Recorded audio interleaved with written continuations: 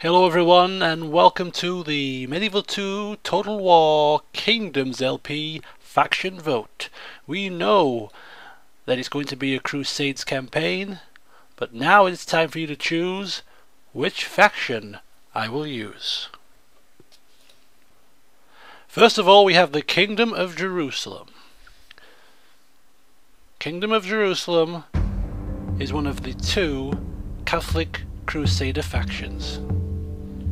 It starts with the key city of Jerusalem and a number of castles and towns in the area, such as Tyre and Kerak. To the south are the Egyptians, who will prove to be the Kingdom of Jerusalem's greatest enemy.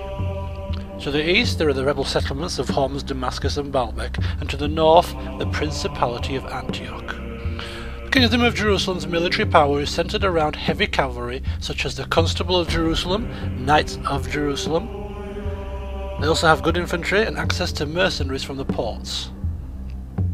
Like the Principality of Antioch, the Kingdom of Jerusalem lacked the mounted archers and missile units in general that the Islamic factions have. They also make use of the Knights Templar religious order, giving them access to unique units. Next up, the Principality of Antioch. The Principality of Antioch is the second of the two Catholic Crusader factions.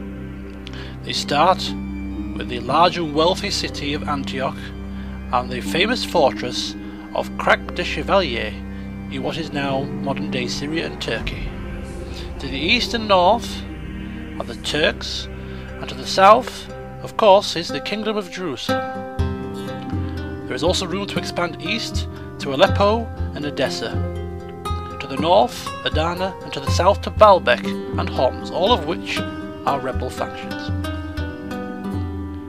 Most of the Principality's campaign will be spent fighting the Turks, or the Kingdom of Jerusalem if the alliance is broken. The Principality of Antioch utilize excellent infantry, such as foot knights, but they do lack missile cavalry, which will leave them at a disadvantage against the Islamic factions. Next up, Egypt. Egypt is an Islamic faction. Fortunately for the Egyptians, none of their neighbours are bearing down upon their lands. In fact, expanding in any direction shouldn't prove a problem. Though the problems facing the Egyptians close to home are anything a decisive ruler can't deal with, any Egyptian forays into the Holy Lands will no doubt be subject to Catholic invasion from across the Mediterranean. Regular military pilgrimages by European Christians to Jerusalem seem an inevitability, as do counterattacks from other Muslim powers, such as the Turks. Expand and consolidate quickly as the Egyptians, and the world could be your oyster. Egypt's power is based around its cavalry. With cavalry units of all types, they are comparable even with the Mongols. Its infantry, however, is rather mediocre, and they start out with the Cairo region, Alexandria, and Gaza. The Turks. The Turks are a Muslim faction that represents the Seljuk Turks and later on the Ottoman Turks. They have outstanding mounted archers and Janissary troops, though they lack heavy armour and early period infantry. The Turks may be relative newcomers to both Anatolia and the Holy Lands, but the impact they have had upon these realms since they migrated from the steppes east of the Caspian has been profound enough to shake the pillars of the oldest and mightiest neighbouring dynasties. Having seized control of the Abbasid Caliphate from the Buyids and utterly crushed the Byzantines at Manzikert, the Turks have restored unity to the eastern Islamic region, making them arguably the greatest power Arabia or Persia has seen for centuries. And finally, the Byzantine Empire.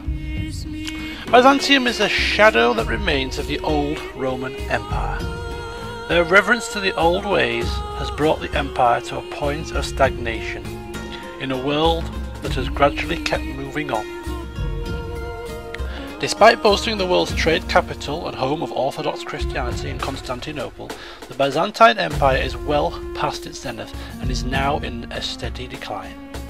The outer regions of the empire have been slipping from the emperor's grasp for decades. To the west, the Normans have taken southern Italy, and in the east the Turks have moved into Asia Minor after their decisive and terrible victory at Manzikert.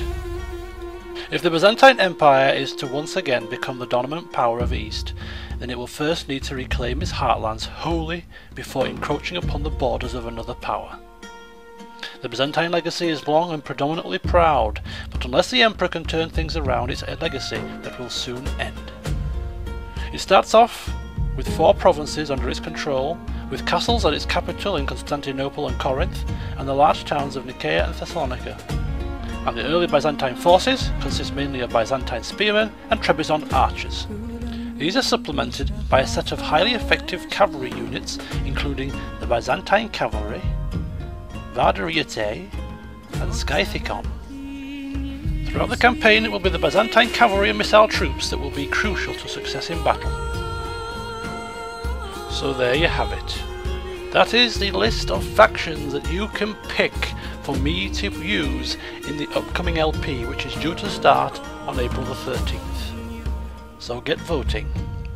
Kingdom of Jerusalem, Principality of Antioch, the Egyptians, the Turks, or the Byzantines. The choice is entirely yours, and as before, to vote, just simply vote up the faction that you want to see me use. Voting ends 31st of March at midnight. So until next time, I shall see you soon.